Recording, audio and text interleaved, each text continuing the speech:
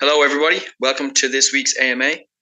As you, or most of you know, we're preparing for another big milestone in Cherry's expansion from a technical perspective.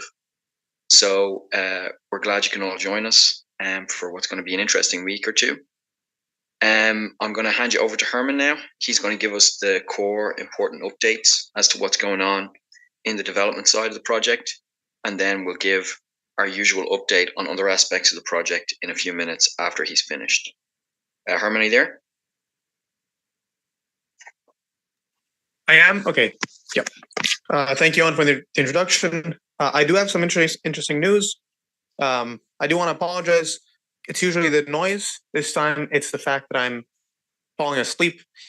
I've been traveling all week. I'm currently in the Far East, where it's pretty late. So that said, I don't think it affects anything of importance to you guys. We are working on deals. Here in particular, there's one that's art-based. If you can recall, art democratization, art decentralization, and so forth. Censorship resistant is a core proposal of Cherry. We originally started Cherry as a platform to build social networks and artistic products that were censorship resistant, distributed in trustless, etc. on top of. Now that we made Cherry much more general and more data focused and trustless focused, and we're now adding aspects such as the virtual machine, etc. We internally can't work on this goal as much, but in any opportunity we get, we select and prefer partnerships of this sort that help advance decentralization, distribution, and censorship resistance of speech, and more specifically art. So that's a broad update. Two specific issues that were raised over the past few days. Yes, the Cherry.place blockchain interface is experiencing some issues. I've seen people insinuate that it's because that effort understaffed. It's really just, that's really not how development works. Really, it's not that piece of code exists so that they must be continuously improved and updated. Especially when issues arise, it's more so a matter of shifting resources away from existing efforts over to bug fixing, and whether the team is small or big, it simply doesn't mean anything. Perhaps on the inverse, a bigger team is more difficult to mobilize to respond to various issues. Let's say across the stack, because the competence and the fields of expertise of any one team is much more specified.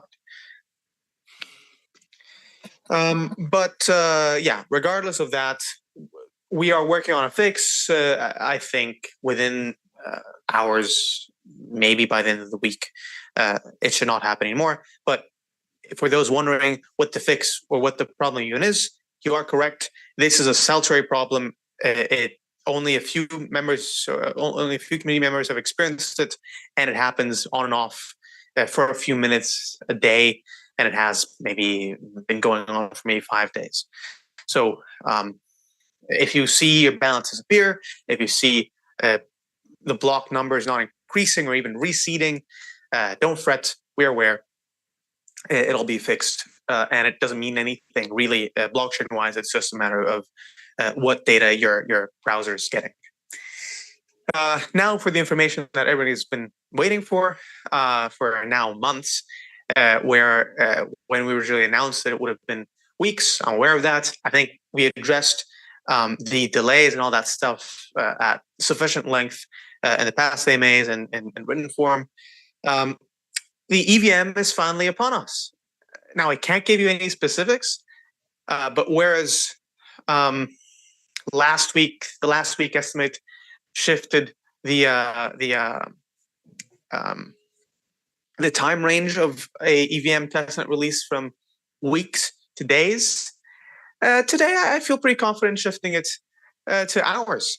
Now, this doesn't mean 3 hours, but it does mean that within the order of, let's say, Monday, the weekend, maybe early next week. I'm sorry, mess it up. Friday, the weekend, or early next week. We could see the EVM deployed. Now, to summarize the issues and the various fixes implemented and improvements made over the past 2 weeks, beside the known challenge of building a emulated system of the Ethereum virtual machine on top of a platform which would not support it natively, such as Substrate or own, and doing so within this architecture, which is a relay chain that is quite new to Cherry. We had originally deployed as a layer 1 and only recently have become a layer 0, first in testing and or just a few months of testing into mainnet. And that was, again, weeks ago, maybe 8 weeks ago, 12 weeks ago, maybe, if memory serves me correctly. So really not that long ago. So we deployed this foreign system. We deployed this foreign emulation of the Ethereum virtual machine on top of a platform that was new. It wasn't buggy, but it wasn't perfectly documented, and it does require significant work, all to say. Now, once that was done, and it has been done now for a fair bit, many issues arise connecting with ease of use, as well as deployment, as well as now in this more in these final few moments of wait of development. We can call it like an extension of deployment. So how is this code immediately set free on an immutable state machine like Cherry, and make it run? So to summarize the issues, for those who haven't been paying attention, for those still repeating that these have been delays, and that the delays were for some perhaps malignant reason, orchestrated or out of incompetence. I've seen things of the sort said.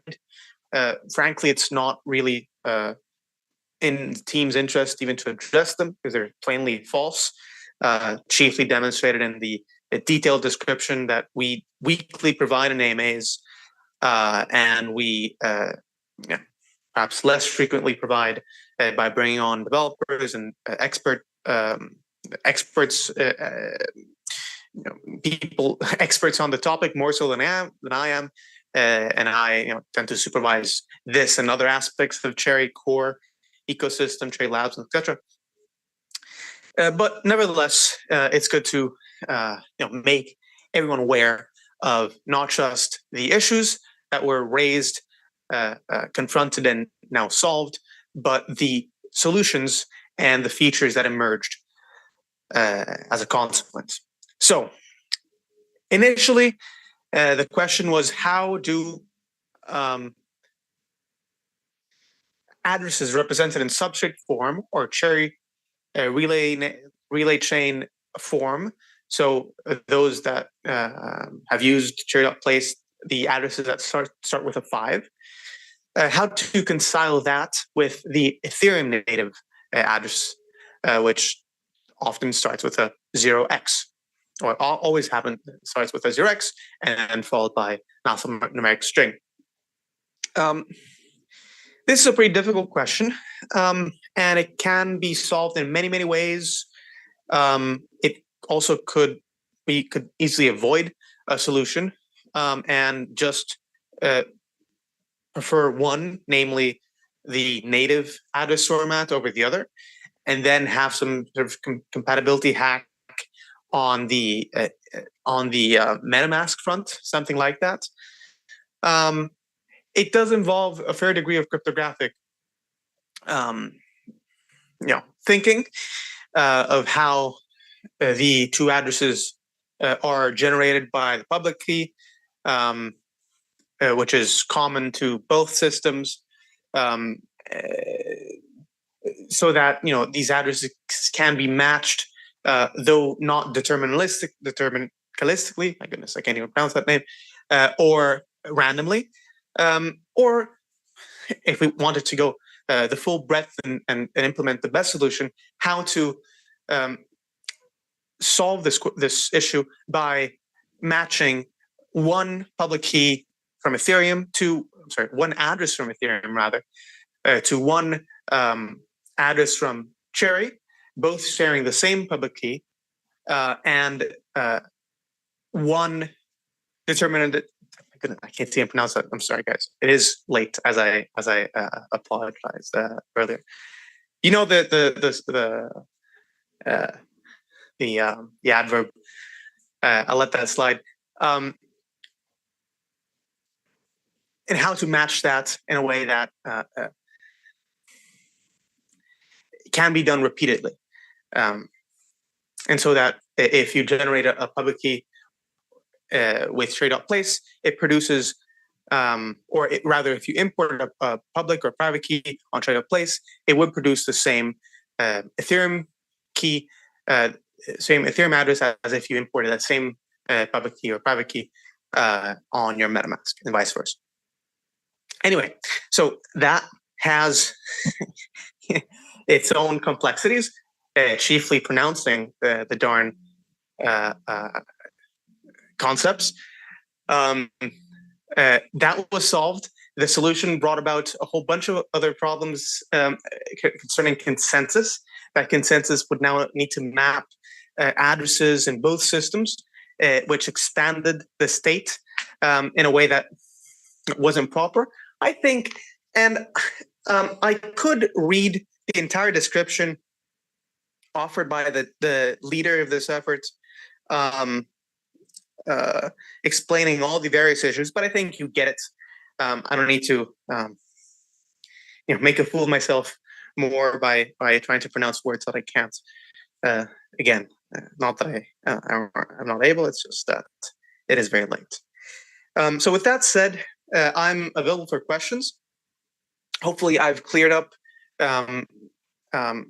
some perhaps violated expectations of our EVM development and launch, but whether you felt that, whether you didn't, I think we can all share our appreciation for core developers and people involved, and our shared appreciation of being part of this pretty fantastic project that, in addition to the various features, both, let's say, idealistic, like the bringing trustlessness to art and speech, and technical. So we can be all appreciative of being part of a project that advances that, as well as spending a portion of our valuable resources that would otherwise been focused on advancing these core principles of distributed storage, trustless connectivity to smart contracts, etc. Two things that truly benefit the future development community and the general user that wants to use Cherry, perhaps not learning the whole new stack that we developed, but rather simply borrowing principles from Ethereum, and then just plugging in the minute and very easy and accessible add-ons to access the whole feature set of Cherry without necessarily reinventing the wheel, duplicating code, and using parallel systems to solve fundamentally the same task that one could much more easily solve to a much greater benefit because it would be deployed, let's say, as Solidity code deployed on Ethereum and then accessing storage facilities on Trade network. That would simply work better because Ethereum is a general purpose blockchain, general purpose network that invites any use and any user, and therefore does have the largest user set. And we want to replace that. It's not really our job, but still accessing advanced, purpose-built, specific features built within Cherry network. Okay, guys, I feel I'm rambling. Thank you all. If you have any questions, again, I'll be happy to answer them. But enjoy the rest of your AMA. Thank you very much, Herman. And yes, hats off go to yourself and the other technical experts on the team for achieving so much progress and working so determinedly and productively as well over the past year or so. As I mentioned last week, we have achieved, or you guys have achieved, a lot of progress, and that has brought forward the project to a point where in a much shorter time frame than many other projects, a degree of business readiness and developer readiness that will be the engine of the future growth of the project. So that's fantastic. I have a couple of questions here. Herman, if you're too tired, then that's fine. Then we can maybe ask yourself or Boer to answer them later on. But one question from Kian was, it's a bit of a broad question, but he would like to know roughly when dApps for storing files would be available on Cherry. So I'll say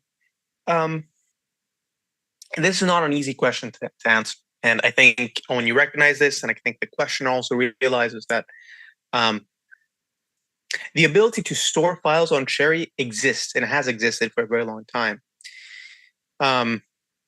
It's a question of who has control or who is able to, both from the aspects of whether general users, non-technical users are capable to do it, and also the question of to whom do we as core developers allow access to in a closed beta environment.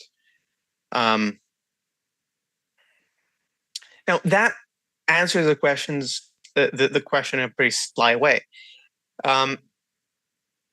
The questioner actually is answering, when will this be generally available to a degree that both supply, so storage suppliers and storage customers, say clients that want to upload files, when will they be able to, on both ends of the platform, be able to engage in this sort of storage market, and when will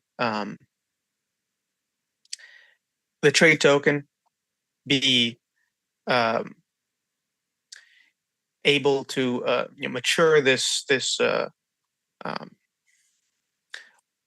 I'd say ulterior but perhaps ultimate purpose of being the currency of the system, where users can actually abstract trade tokens into storage, and storage providers can abstract their own storage into trade tokens. There are many components to this, and I pointed out the role of the trade token specifically because that is the least advanced to date. We have storage because we have built a somewhat advanced IPFS based storage system where users can upload their files, distribute them currently on the same validators, the same nodes that run the network validators, and then fetch them. This already exists. The question that we've been working on and trying to expand is how do we meet any additional supply of storage that doesn't perfectly storage nodes that refuse to stream files back to the users that request them are penalized the same way validator violations are penalized. So with slashing, a validator sets a bond. Whoever nominates this validator supplements this bond. So the validator ultimately has a bonded amount, if you will, of a total bond amount of its base bond, that is 250,000 cherry tokens, plus the entirety of its nominations. And currently it's about, I think, 10 million cherry tokens per validator currently online. And any infraction is penalized. However, there is no incentive system since the two systems, the two networks coincide, and the validators are already compensated for keeping their validator node running and securing the cherry network, and thus sort of at the same time, and we do monitor this already, the storage network. Now, there is a question of, how is this limited? Because currently we have this artificially restricted validator set, currently set at 5, or currently we're in the process of expanding it to 9. This is a difficult problem. I don't think we have enough time to answer this, but I think that is one problem, namely restricting and controlling supply. The other issue, of course, to any market, there is supply and demand. And the demand side is easier of a problem. It's mostly a question of how do people interact with it. So how do people upload files? And that is already done, basically. And then how do people pay for these files? And that's also somewhat done. You can easily see all that code, I think, already either on the main branch or one of the main development branches of GitHub. So that's the demand. That's the demand side. The additional question now is how do the two interact? So as long as the two systems are restricted, so Cherry as a technology, as a platform, mediates between the two. So demand interacts with the Cherry central routing unit, we call it that, to source its storage requests, and vice versa. Storage providers grant the same entity, the Cherry network's routing units, storage routing units, they entrust it with access to all their available storage, and then rely on it to be compensated. Then this is a separate network. These are two separate systems, and that's a pretty easy architecture to deploy, and it's mostly beside the questions we were facing and that I sort of briefly mentioned now. This is all mostly done, and this is functional, at least. Now, the problem here is that we do not want that central authority of mediating between supply and demand, and we want some sort of a marketplace. That will be a secondary step. I do believe we will launch an intermediate step with this central authority that is not directly controlled. It's mostly systematized, but it does rely on, administrative keys, on validators assigning a degree of trust to the storage routing center, routing unit, to control its storage its available disk space, and likewise demand the customers rely on it to provide it the best price for each storage unit that they consume over time. That gives you a general understanding of what the pieces are. And hopefully, though I can't really speak to dates specifically, I can give you a range that within 4 to 6 months, we will have this segregated architecture deployed and functional. And we can definitely have interfaces to allow to access the existing storage solution definitely before that. The broader question of how to create this trustless system for both parts of the marketplace, and in addition to it, the various connectors between the storage, either supply, demand, that work trustlessly, etc., as we keep on berating. And that is more of a overall and continuous question that our engineers have dedicated already 2 years of work, and will continue to. And I don't think there's a clear end in sight, as there hasn't been really for any other development in our industry. Filecoin keeps on improving. Siacoin is somewhat a bit more stagnant. Arweave is certainly stagnant. Ours is different, given that we do try to provide these other solutions, but that does introduce far more complexity.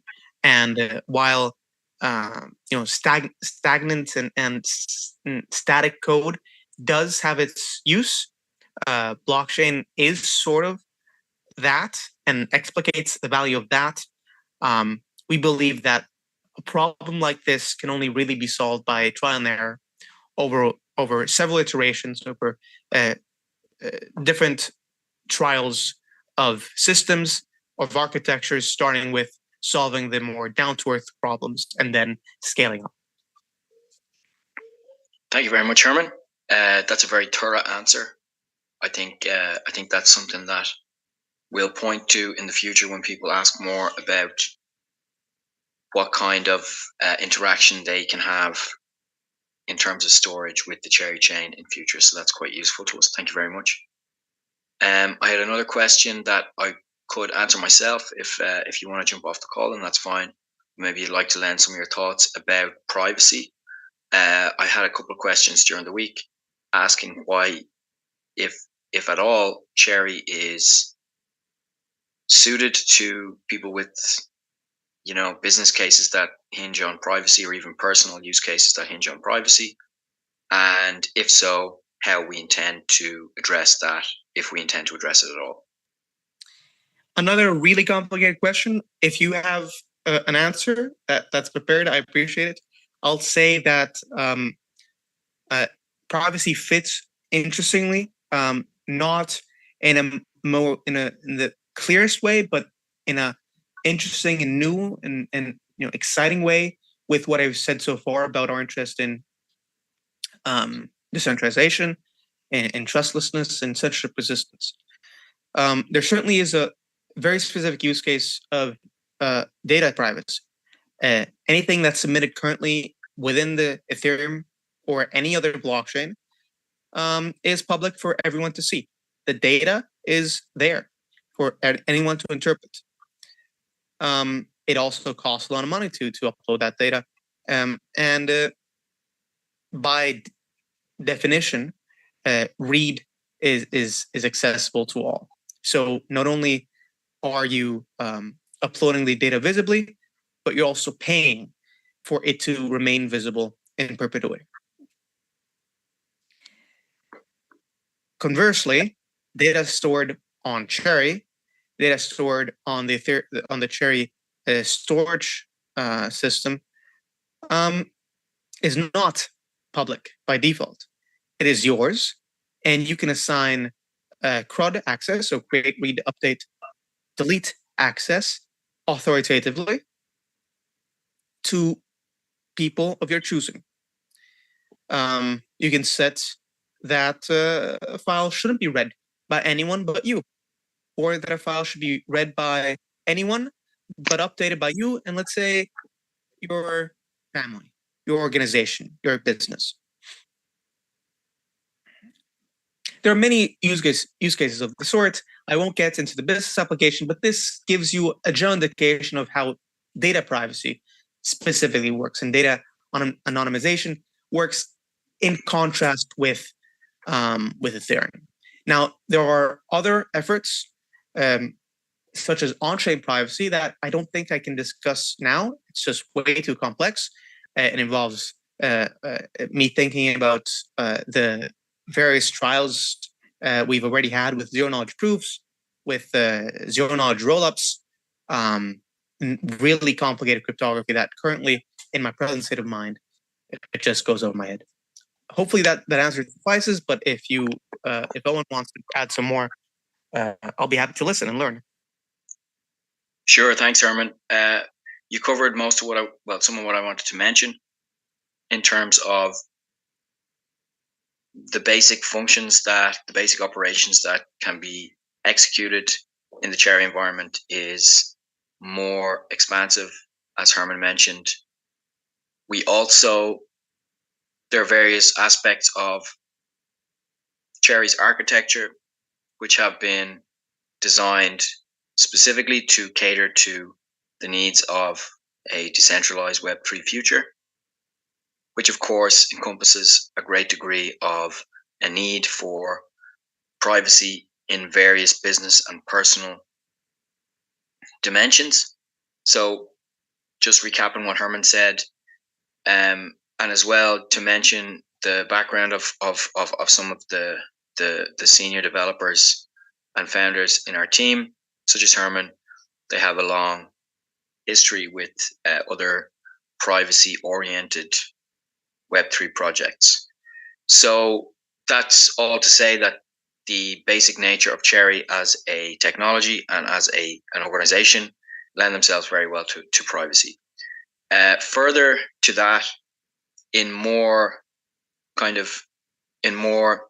concrete terms, in terms of what we actually intend to do, I've spoken with Herman a few times about establishing, because we don't want to, just from a messaging perspective, we don't want to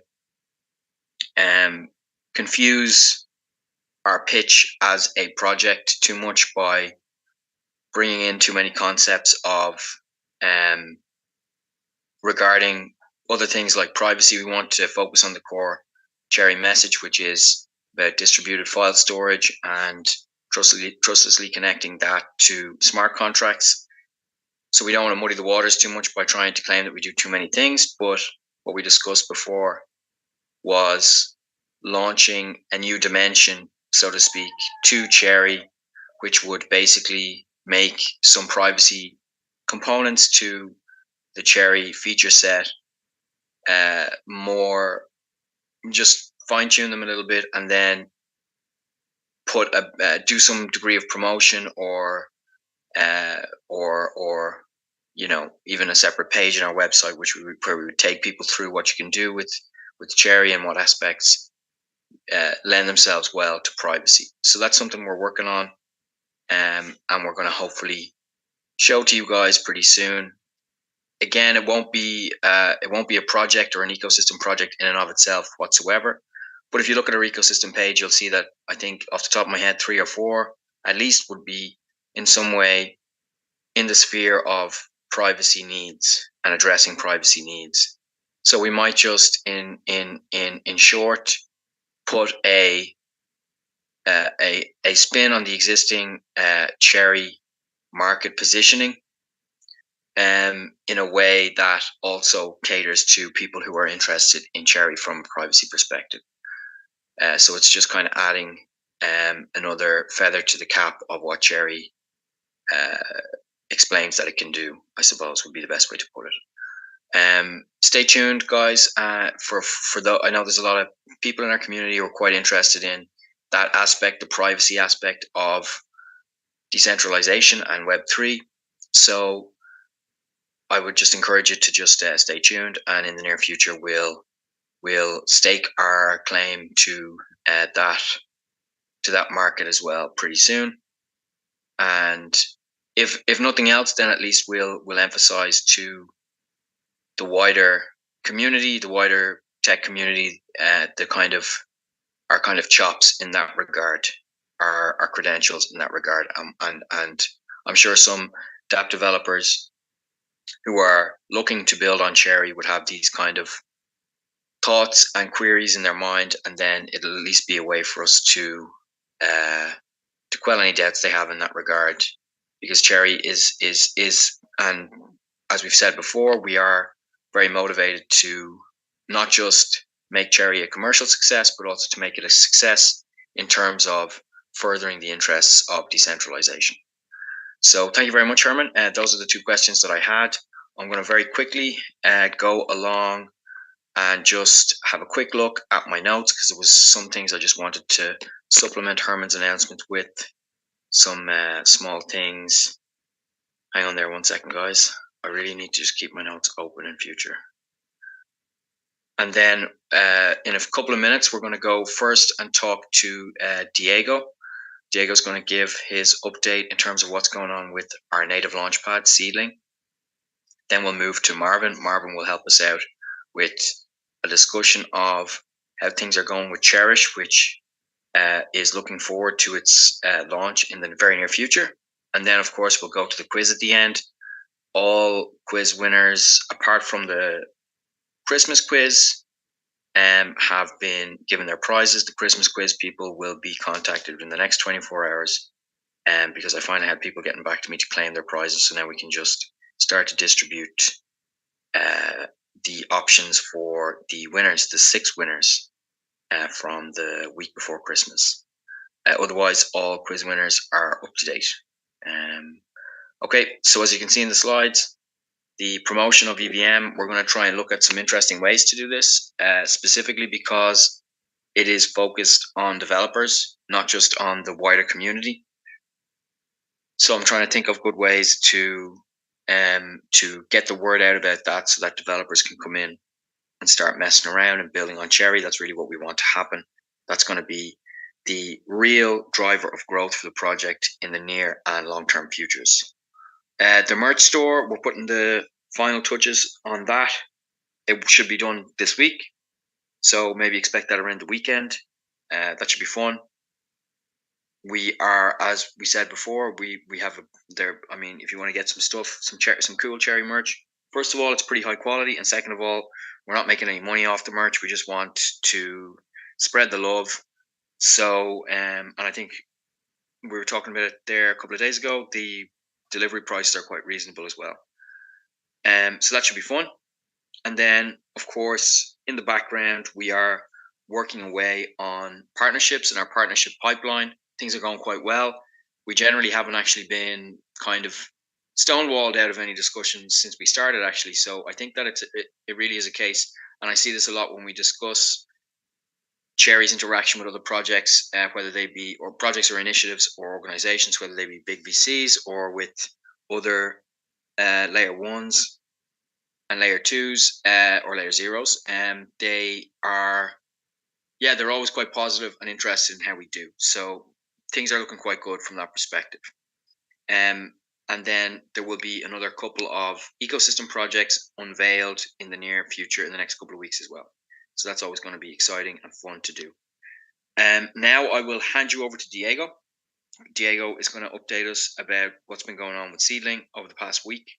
I think that they released, Seedling have released their most recent newsletter, but maybe it'll be, maybe Diego will have some extra info as well for us right now.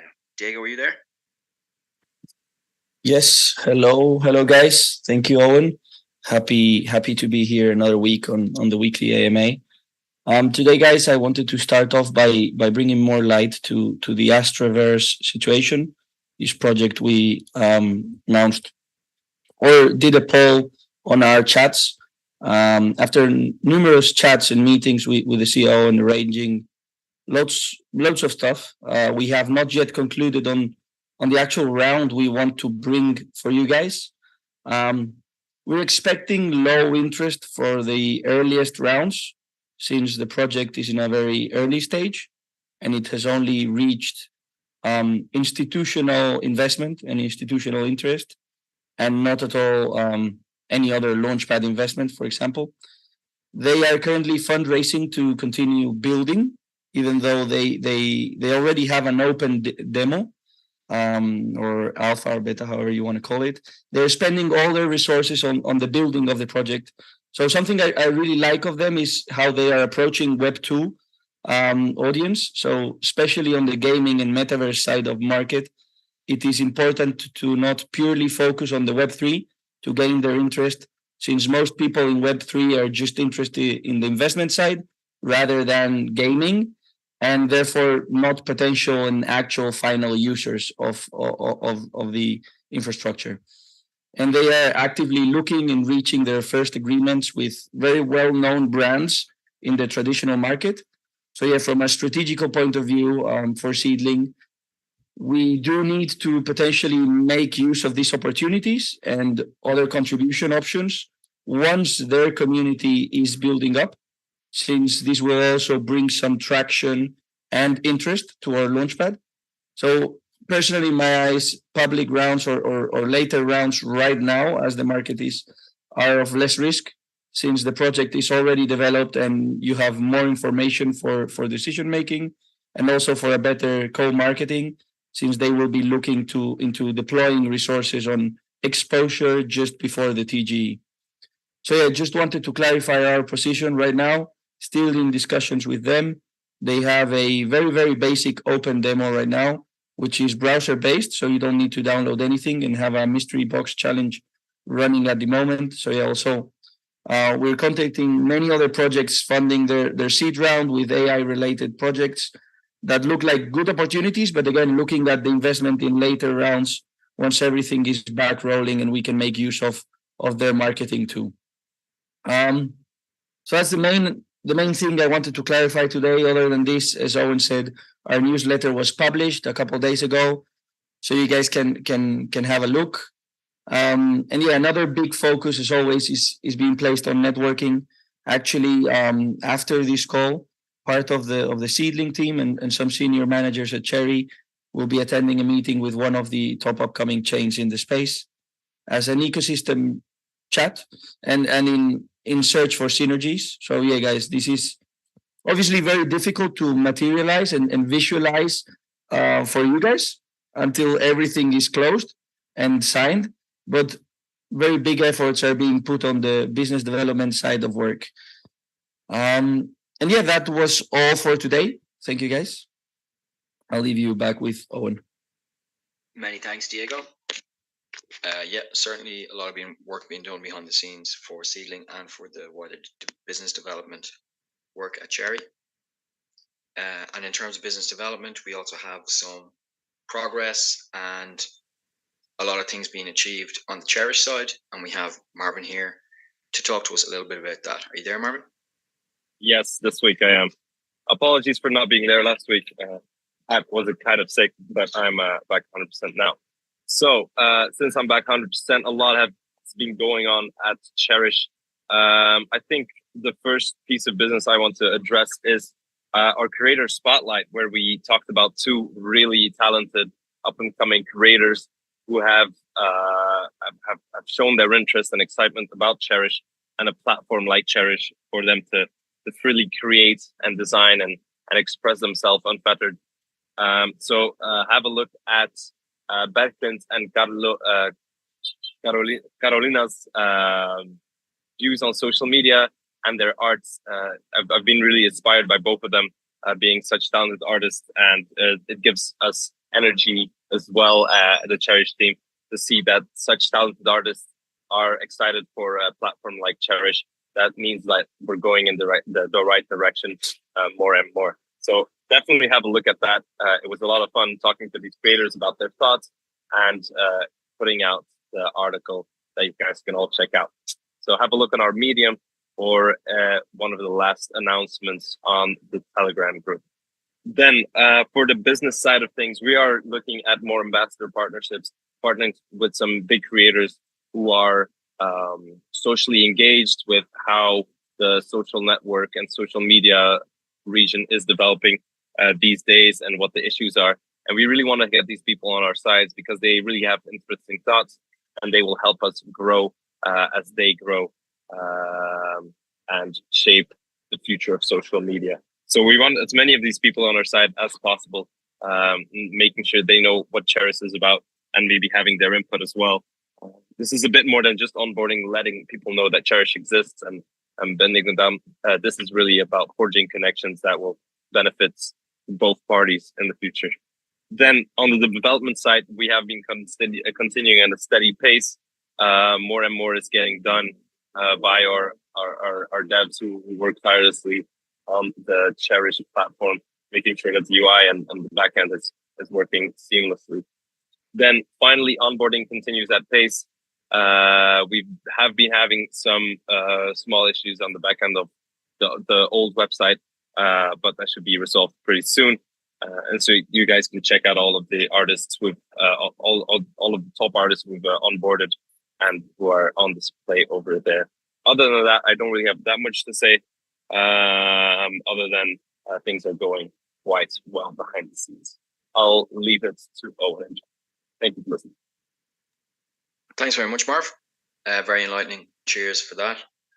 And hopefully we do see some interesting and influential figures in the content creation world kind of chip in their support to Cherish pretty soon. Myself and Diego have a call in 12 minutes with a potential partner. So I'm going to leave you guys now with John, who will administer the quiz. And I'll talk to you guys during the week in the chat. And of course, next Wednesday at the same time, we'll have our next AMA and we'll have some more progress to report to you guys then. So thanks very much and have a nice evening, have a nice day, or have a nice morning wherever you are. Cheers, guys. Talk to you later.